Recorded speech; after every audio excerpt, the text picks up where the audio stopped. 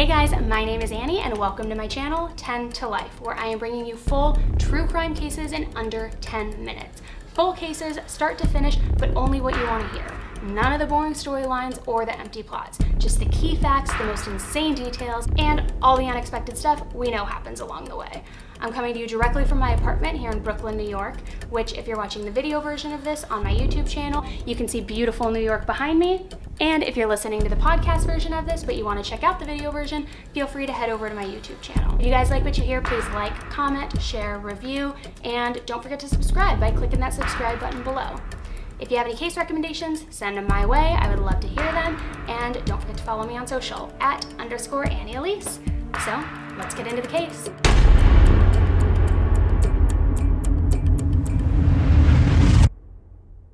Hey guys, welcome back. The case we're going to be discussing today is actually a case that is specific to an ongoing issue that has been out in the media quite a bit lately. I'm sure you've seen lots of it, and it's the other pandemic that we are facing globally, and that is child trafficking, human trafficking, and child abuse.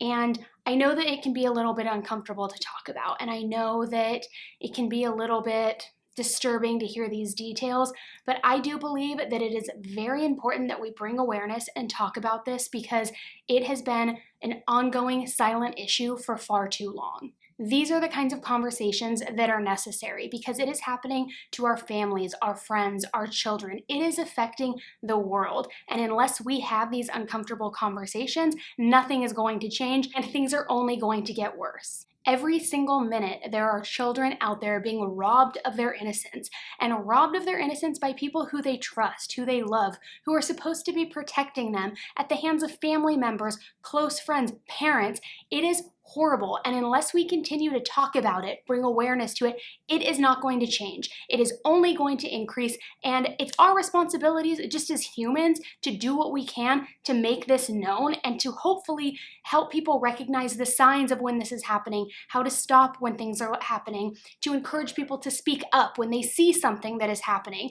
And so that's what I'm here doing today. Before we go into this case, which is truly explosive and horrifying, it is about a child sex ring, it's family members, it is just horrific. But again, it's important that we talk about things like this because if we try to censor things or distance ourselves and keep ourselves in these bubbles, we are not going to be aware as to what's happening out there. So before I talk about this case, I want to give you guys some facts to just have in the corner of your minds as we go through this case and as you continue to hear out there different cases, different circumstances, and different statistics about child trafficking. I bet you when I show you this map, it looks like another COVID-19 map. It looks as though these are the amount of COVID cases that are out there and just shows the heightened level of increase that we're seeing over the days. But it's not a COVID-19 map. This is a map of child trafficking. And those red areas are the areas in which it is the most active. It's pretty alarming, isn't it? Did you know that there are over 800,000 missing or exploited children just in the US alone? Just right here in our country. And globally, there's over 2 million. 2 million! Did you know that purchasing child pornography is as easy as ordering a pizza, or as easy as posting a TikTok video, or sending a DM to your friends? That is how easy it has become for these predators to exchange, buy, and sell child pornography. Did you know that this also includes children as young as infants? And I'm not just talking babies in diapers, which is horrible in itself. I am talking there is an entire market and circuit for child pornography with infants with their umbilical cord still attached. If that doesn't jolt you and irk you to your core, I don't know, maybe this video isn't for you. And that's not an exaggeration. I'm not saying that for shock value. I'm not saying that to get a reaction out of you or for you to be like, oh my God, I had no idea. That is true. It is unfortunate, but it is true. Reports show that just last year alone, over 45 million images and videos of children were exchanged. 45 million. And I know that that sounds like a big number. It is, but I bet you it's not resonating with you just how big that number actually is. So I'm going to level set it for you. There are 525,000 minutes in a year. Okay? That means if there were a piece of child pornography, whether it be a photo or a video, exchanged every single minute, it would take 85 years just to total and sum up to the amount of the 45 million. Let that sink in real quick. 85 years is a lifetime for most people. So just take a minute to digest that if a video or a photo of a child is being exchanged every single minute for the next 85 years of your life, how much that is. Now funnel that into that amount of content in just one single year. It is mind-blowing. Are you paying attention now? Because you should be. Today, we are going to be talking about a case in which this is magnified, but don't be mistaken. This is not a single occurrence or an isolated incident. This is just one in a long string of these happening daily, monthly, weekly, hourly, secondly. I mean, this is just one unfortunate case in the tens and hundreds of thousands that are happening every single day out there. When you hear this case, you're going to be disturbed. You're going to be upset, and that's okay because that means that it's actually resonating with you. But I want to challenge you and encourage you that as you are listening to this case, every time you feel disgusted or upset or you want to turn the video off because you can't handle it anymore, I want to challenge you to not only stick with it through the end, but to also to remind yourself that this is, again, not an isolated incident, and this is happening to hundreds of thousands and millions of people out there right now in our own backyard, in our country, and across the entire world. 19-year-old Brittney Wood has a 2-year-old daughter named Peyton Wood, and she lives in Mobile, Alabama. On May 30th, 2012, Brittney Wood vanished. The young mother was last seen in her city of Mobile, Alabama, and had told family members and friends that she was going to see her uncle, Donald Paul Holland. She was reportedly going to get a ride from him, and witnesses do say they saw her get into his vehicle around 7:30 p.m. that evening. Brittney never returned home, and she's never been seen from or heard of again. Her parents reported her missing just days later on June 2nd, 2012. And once the news of Brittney's disappearance started to spread throughout the community, it was revealed that her uncle, who she went to go meet with that night and was reportedly spending those last moments with, had recently also died from a self-inflicted gunshot wound to the head. His body was found June 1st, 2012, just one day before Brittney was reported missing by her parents, and they found him in his car with a gunshot wound to the back of his head, and they found Brittney's cell phone battery in his truck alongside the gun, which happened to also be her gun. So he's suspected to have used her own gun to commit suicide. This inevitably made everybody suspicious that Donald was somehow involved in Brittney's disappearance, especially because in the months leading up to her disappearance, he was under investigation for potential sex crimes. Authorities also believed that Brittney had been a victim of sexual abuse at the hands of her own family. And they had actually planned to question her about this, but then she disappeared and they couldn't. So was this a big cover-up because they didn't want Brittney to talk? Was this staged somehow? Did she flee trying to get away? What really happened here? Authorities also say that her brother Derek Wood, who has been charged with rape, sodomy, and incest, may have been a victim of sexual abuse as well. Police suspect that Brittney may have wanted to confront her uncle about these allegations of sexual abuse and see what was going on. And so police suspect that perhaps she wanted to question him and that they got into an argument and there was foul play involved, and then the uncle potentially harms Brittney, and then that's why he takes his own life, especially because the day that he committed suicide, and I just want to use air quotes there because there is some suspicion around that, the day that he committed suicide was also the day he was supposed to be questioned by police. As I mentioned, her uncle had been under investigation in the months leading up to her disappearance, and when it all started was actually back in February of 2012. Brittney's other uncle, Randall, went to the authorities on February 26, 2012 to report the family's sexual abuse history. Now, Randall also had been accused of sexual sex crimes, but rather than stay silent, he decided to air out all of the dirty laundry and speak up on the crimes of the other people. And according to the DA, Randall was in love with somebody who was being sexually abused by the family. He began talking to law enforcement about everything and revealing all of these secrets, and as they began their investigation, more and more layers of the onion just kept coming off, and they started uncovering so many explosive details within this family. At the time of Brittney's disappearance, her uncle Donald had been under investigation for 4 months. On June 5th and 6th, the local community investigated and did a search, and everybody was out looking for Brittney, and they also looked very closely within a 5-mile radius of her uncle's home, but nobody found anything, and Brittney was not recovered. News of her disappearance rocked the community and unraveled a dark and twisted family secret. That secret was that multiple people in Brittney's family were currently being investigated for various sex crimes. And I'm not talking one or two people. I'm talking you can count the amount of people on two hands. That is how many people in her family were being investigated. And these crimes included rape, sodomy, incest, distribution of child pornography, and 8 of her family members and 3 close friends ended up being arrested on charges of sexual abuse and other various sex crimes. And now we're going to do a little bit of a family tree so I can show you who these people are, what their relationship was to Brittney, and what their ultimate charges and or arrests were. So let's kick it off with Donald Holland Jr. And Donald is the cousin of Brittney and the son of Donald Sr., Brittney's uncle, who she reportedly went to go meet with that night when she went missing. Donald Jr. is 20 years old, and he was arrested on July 17, 2012 and charged with rape in the second degree, sexual abuse, and incest. Then we go to Dustin Kent, and Dustin is also Brittney's uncle through marriage. And Dustin is 36 years old, and he was arrested on June 19, 2012, and charged with sodomy in the first degree, rape in the second degree, and arrested again on July 16th that year and charged with rape in the second degree again, incest, and sodomy in the second degree. Now let's go to Mendy Kent, and Mendy Kent is the maternal aunt of Brittney. And Mendy was charged with sodomy in the first degree and sexual abuse of a child less than 12. Next we have Wendy Holland, and Wendy was Mendy Kent, also Brittney's aunt's twin sister, so 2 maternal aunts. 33-year-old Wendy was charged with sodomy, sexual torture, and sex abuse of a child. One of the witnesses, age 16, had described being sexually abused by Wendy for years. So now let's go to Randall Wood, and Randall was Brittney's maternal uncle, so it was her mother's brother.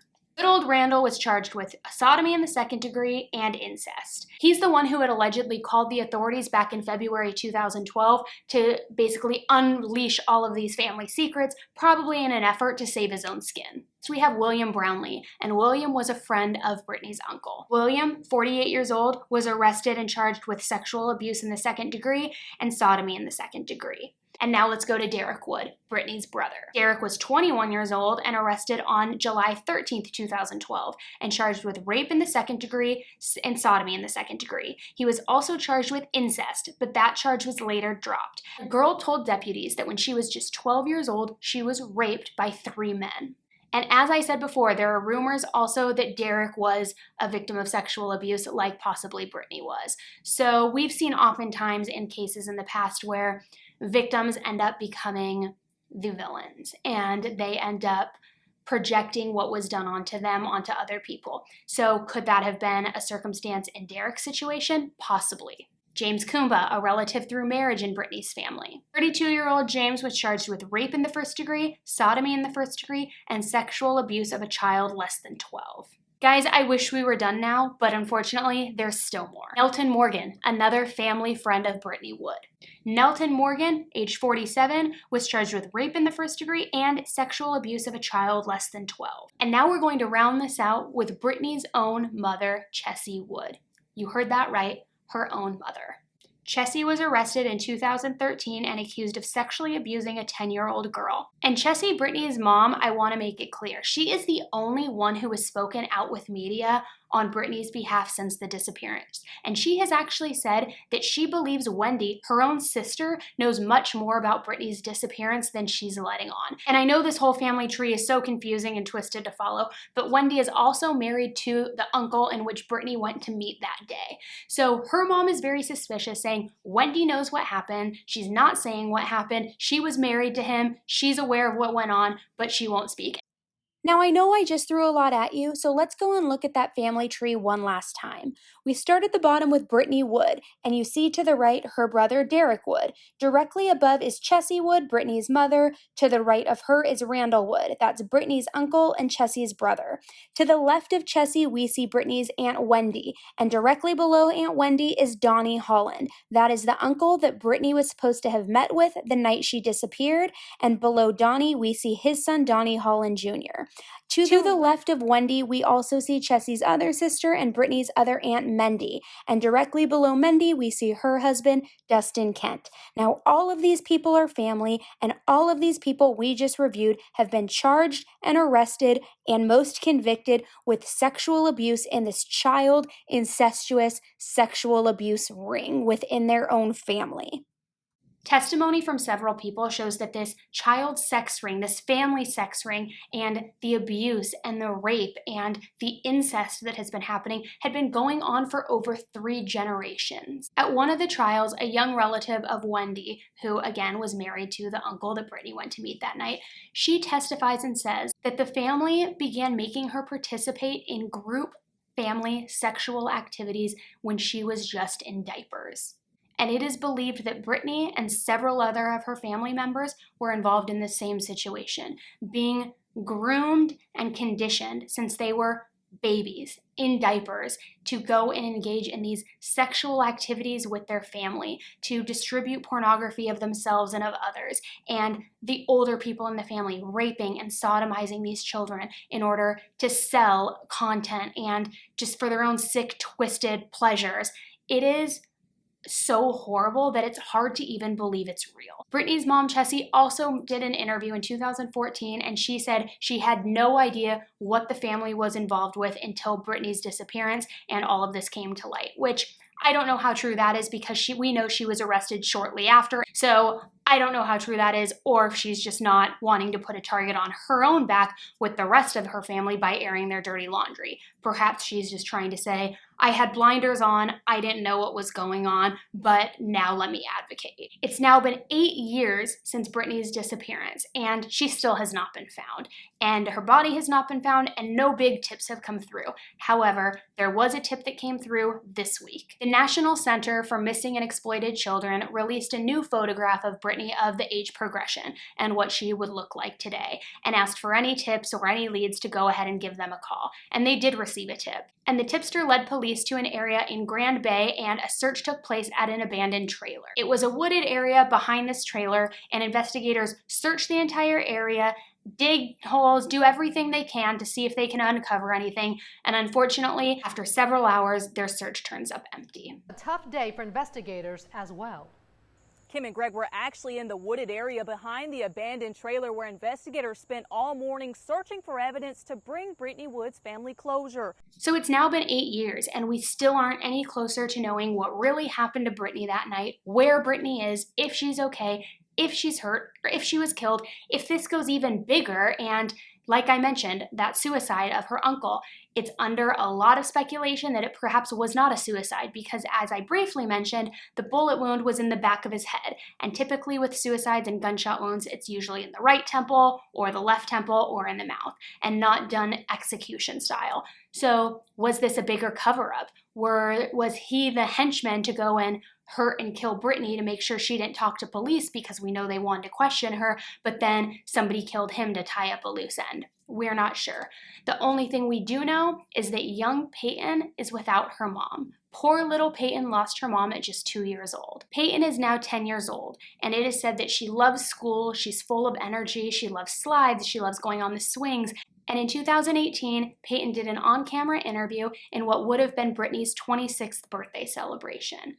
And she talks about how she misses her mom and how she looks at pictures often and how she wishes she was here. And she says if Brittney were here today, she would give her a balloon for her birthday. And she released 26 balloons, all with different messages for her mom. And I just hope and I pray that Peyton is with somebody who is loving her and taking care of her and protecting her, because now she doesn't even have her own mother to advocate for her. And it's just heartbreaking. It is so sad and it is disturbing, and I have the chills just talking about it. It's like, what kind of monsters do something like this to their own children, to their family members, and in such an incestuous way to where it's literally cultivated through generations of this group, this family, and they're just preying on each other and preying on the weak. It is so evil. And remember, this is just one single example of what is currently happening out there, happening on a huge, wide scale to countless children out there, some close to family members, some get abducted by complete strangers and then sold off to other people. It is such a big topic that we need to be discussing more and bringing awareness to, because if we don't, no matter how uncomfortable it is and how horrible it is, if we don't talk about it, nothing will change. This case just illustrates how it can really happen anywhere. It can happen so close to home with people you trust, people you depend on, people who you love and you think love you, as young as when these children are in diapers and being groomed into this lifestyle. And we heard too, her brother Derek, who was suspected to have been a victim of child abuse and then grew up to be the abuser. So is it this thing that is happening just generations over and over and over, this vicious cycle? This just shows it's not limited to abductions. It's not limited to strangers. It's not limited to sex trafficking. It is happening under their own roof, in their own home, by their family members. We need to be a voice for these children. It's uncomfortable, but they need us. Please bring awareness to this and share this video. Talk about it with friends. Talk about it with family. Talk about it on social media. Do your own research to educate yourself more on this topic. But it is just so imperative that we continue to bring awareness to this and continue to talk about it, as upsetting and emotional as it is. And I know for me personally, there were a couple interviews and some articles that I was reading that I had to put my phone down because I literally just started sobbing, because you can't help but empathize with these children and have compassion for what's happening. But if we are not the voice for them, and if we can't be strong for them because they're too young and too weak to be strong for themselves, who is going to advocate for them? Clearly not their family, clearly not some strangers who are profiting off of it. So we have to do it. We have to take it upon ourselves to speak up and to bring awareness to this. If we don't help them, who will? Thanks so much for listening with me today, guys. I know it was a much tougher case than normal, but again, we've got to keep talking about it. If you support this channel and support what I'm trying to do here, please don't forget to share this video, like, subscribe, rate, review, do whatever you can to get the word out there. And please challenge yourselves to educate yourselves more on this issue too, so that you feel confident when speaking about it with others, because we all need to be speaking about it. Thanks so much for your time today, guys. Until the next case, stay safe. Bye.